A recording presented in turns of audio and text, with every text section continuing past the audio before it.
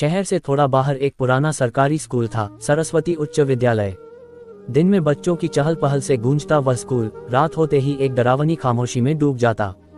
लोग कहते थे कि उस स्कूल में आधी रात को घंटी अपने आप बजती है। शुरू में इसे अफवाह समझा गया, लेकिन समय के साथ यह बात पूरे कस्बे में फैल गई। उस स्कूल का इतिहास भी कुछ रहस्यमय था।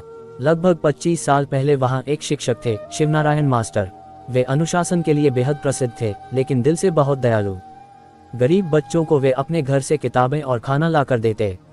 एक रात परीक्षा की कॉपियां जांचते समय स्कूल में अचानक आग लग गई। कहा गया कि वह आग शॉर्ट सर्किट से लगी थी।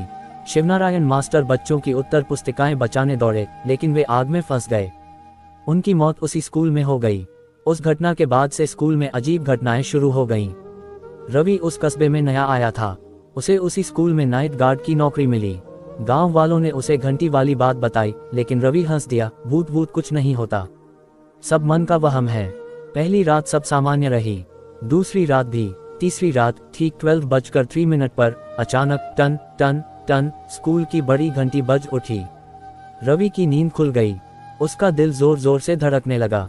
हवा होगी, उसने खुद को समझाया। वह टॉर्च लेकर बाहर निकला। पूरा स्कूल परिसर सुनसान था। घंटी हिल रही थी, जैसे किसी ने अभी अभी उसे खींचा हो। रवि ने चारों ओर देखा, कोई नहीं। अचानक उसे लगा जैसे किसी ने धीमी आवाज में कहा, समय हो गया है। रवि घबरा गया और तेज कदमों से अपने कमरे में लौट आया। पूरी रात वह सो नहीं पाया। अगले दिन रवि ने ये बात प्रधानाचार्य से कही। प्रधानाचार्य का चेहरा पीला पड़ गया। उन्होंने कहा, रवि, अगर रात में घंटी बजे तो बाहर मत जाना। रवि चौंक गया। मतलब ये सच है? प्रधानाचार्य ने लंबी सांस ली। कहते हैं, शिवनारायण मास्टर की आत्मा अब भी परीक्षा की ड्यूटी निभाती है। वे समय के बहुत पाबंद थे। आधी रात को घंटी बजना उसी का संकेत है। रवि हंसना चाहता था, लेकिन भीतर कहीं डर बैठ चुका था।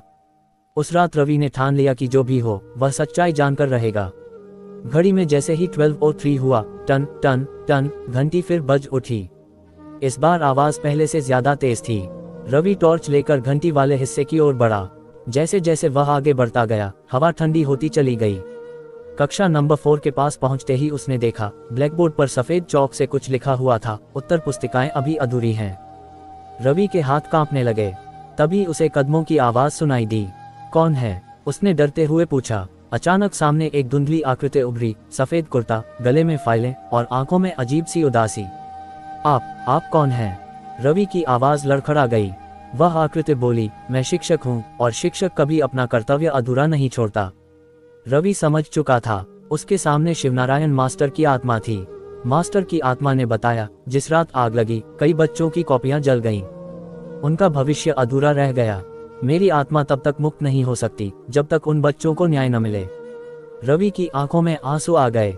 मैं आपकी कैसे मदद कर सकता हूँ? मास्टर ने कहा, उन बच्चों के नाम स्कूल के रिकॉर्ड में दबा दिए गए। सच्चाई उजागर करो। अगले दिन रवि ने पुराने दस्तावेज खंगाले। पता चला कि आग के बाद कई उत्तर पुस्तिकाएं जानबूझकर नष्ट की गई थीं, ताकि घोटाला छुपाया जा सके। रवि ने मीडिया और शिक्षा विभाग को सब कुछ बता दिया। जांच हुई, दोषी अधिकारियों पर कार्रवाई हुई। जिन छात्रों का भविष्य खराब हुआ था, उन्हें न्याय मिला। उस रात रवि फिर स्कूल में था।